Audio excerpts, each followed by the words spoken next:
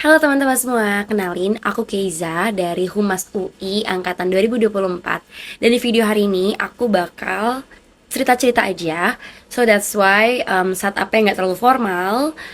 I'm just chilling in my bed right now, in my bedroom.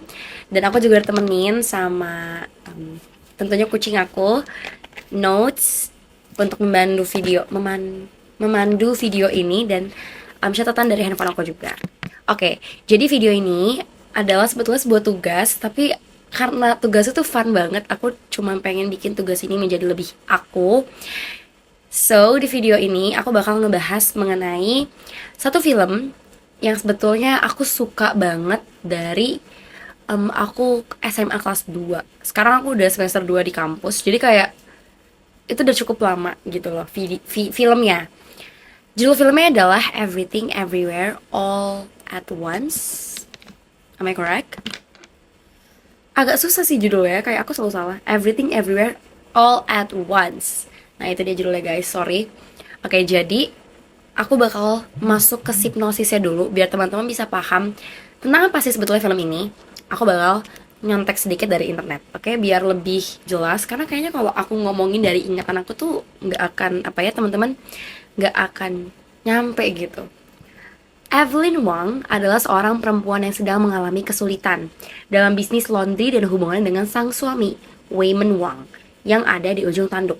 So, a little bit of them, mereka tuh adalah Asian parents yang tinggal di US. Jadi kayak mereka tuh si Evelyn Wangnya ini kayak perempuan imigran, seorang ibu imigran gitu. Oke, lanjut. Jadi bisnis mereka itu lagi di ujung tanduk. Selain itu, hubungan dengan ayahnya, Gonggong dan anaknya, Joy Wang juga renggang. Jadi memang si Evelyn Wang ini kayak kind of like the main character dari film ini. Dia itu seorang ibu, seorang pembisnis juga, seorang istri yang lagi chaos banget deh hidupnya intinya. Ketika keluarganya ingin merayakan ulang tahun Gonggong, papahnya si Evelyn, Evelyn dan Wayman diminta untuk pergi ke gedung IRS, Internal Revenue Service, karena usaha mereka sedang diaudit oleh IRS, usaha laundrynya. Dalam pertemuan itu tiba-tiba tubuh Wayman diambil alih oleh versi lainnya dari Alpha First dan mengingatkan Evelyn untuk menjaga dirinya karena multiverse lain akan muncul. Evelyn disebut sebagai salah satunya orang yang bisa menyelesaikan kekacauan yang terjadi. Kayak bayangin deh, Evelyn tuh udah sibuk banget hidupnya, udah kayak chaos banget dan disuruh ngamatin dunia dari chaos. Kayak stop gak sih? Aku kalau jadi Evelyn kayak udah pause, nggak mau. Tapi life must go on, show must go on. Evelyn akhirnya okein, iyain ajakan, bukan ajakan, ini lebih kayak ke please bantuin kita gitu. Dan perjalanan Evelyn menembus dunia multiverse dan menyelamatkan keluarganya pun dimulai. Oke, jadi filmnya itu seru banget. Jujur, aku nggak banyak orang yang merasa overwhelmed sama visualnya. Tapi aku pribadi aku sangat enjoy.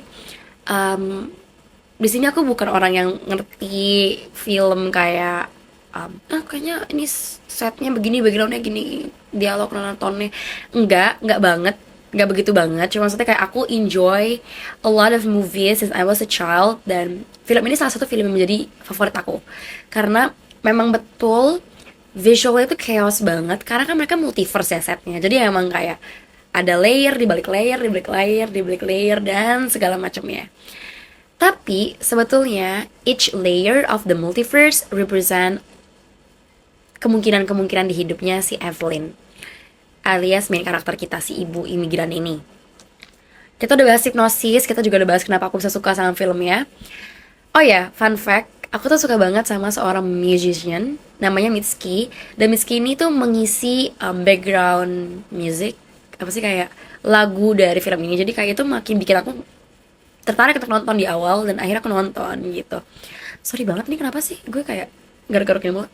Oke, let's just move on ke notes yang aku udah siapin. Sebetulnya reviewnya nggak panjang, nggak kayak yang review detail, tapi ini aku review dari segi psikologinya aja. Kayak apakah ini berdampak emosional, apakah ngaruh ke pemikiran aku, dan adakah aksi yang aku lakuin setelah nonton film ini di tahun 2022, which is like 3 tahun lalu. Tapi aku masih ingat dengan jelas filmnya karena sebagus itu. And mind you, aku tuh short term memory parah, jadi kayak that's kinda good. Oke, yang pertama afektif. Jadi dari sisi emosional dulu teman-teman. Ada satu scene di mana si Evelyn ini sama anaknya Joy kalau nggak salah namanya, mereka tuh di salah satu multiverse. Di universe ini mereka jadi batu di tepi tebing. I know it's kind of like absurd and weird and all, tapi buat aku scene itu sangat kayak merenyuh gitu, kayak wow. Karena memang I believe every relationship between daughter and mother itu very different, very complex, dan di film ini sangat ditunjukkan itu kayak relationship antara ibu dan anak.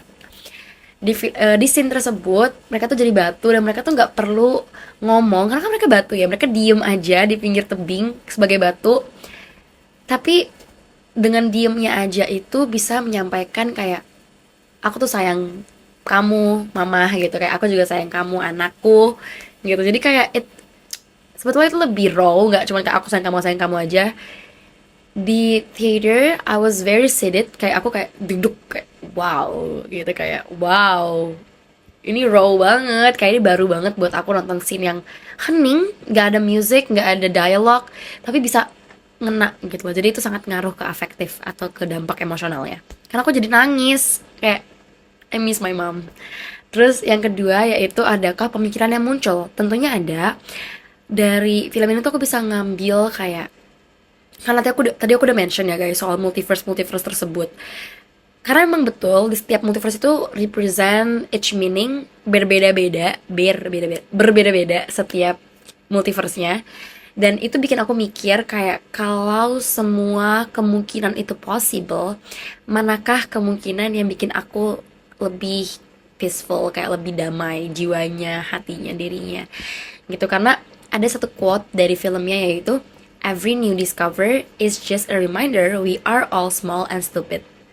Which itu betul banget karena kita adalah satu dari banyaknya manusia di bumi yang sangat besar gitu. Kayak sometimes it's very okay to feel small and to feel stupid, because ya kalau dilihat sih sebetulnya kita emang iya, karena kita kecil dan hidup memang kadang bisa chaos gitu loh. But it's okay karena ternyata banyak hal-hal yang menunggu kita di depan, hal-hal yang lebih baik. Dan aku juga jadi lebih memikirkan relasi aku alias relationship aku sama bundaku, karena dari film itu benar-benar nguatin banget sih sisi relationship antara mother daughternya itu, karena kompleks banget. Dan yang terakhir closure.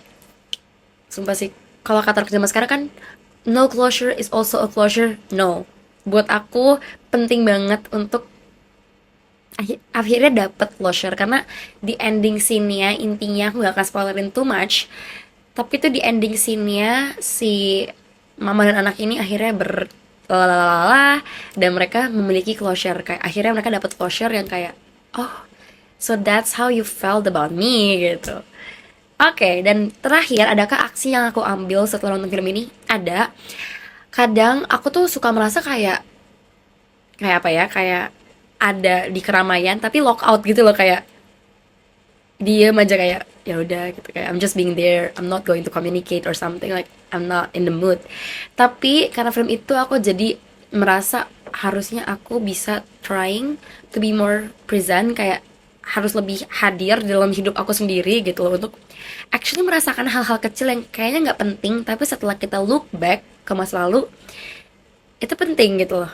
Itu menjadi memori dan itu menjadi hal yang ya buat aku hal kecil kayak gitu tuh tetap penting gitu loh. Detail is also a matter. Terus belajar untuk menerima chaos, kayak ya kadang hidup itu memang nggak jelas, absurd dan penuh dengan hal-hal chaotic, tapi ketika kita bisa belajar untuk menerima hal tersebut, kayaknya hidup tuh lebih mudah dijalanin, walaupun sebetulnya banyak rintangannya ya teman-teman. Dan yang terakhir adalah slow down. Karena sebagai anak Jakarta, anak ibu kota real, hashtag Jakarta, penting untuk kita nggak terlalu terburu-buru, kayak karena kan di Jakarta tuh fast paced banget, kayak semua itu saset. Penting untuk kita slow down, just enjoying our life, try to be more present, dan belajar menerima chaos gitu loh. coba rangkul sisi-sisi absurd dari hidup kita dan actually just apa ya, ya udah living your life to the fullest gitu teman-teman. Jadi itu review, oh my god, 20 menit sedikit yapping session dari aku soal tugas yang super fun ini dari Mbak Tia. Makasih banyak Mbak, karena dari tugas ini aku jadi lebih memahami diri aku sendiri dan aku jadi bisa apa ya, rewatch dan mengingat-ingat how this movie makes me feel. Semoga teman-teman jadi bisa ikutan nonton, tertarik nonton film ini, dan hope this video helps. Bye bye, thank you for watching.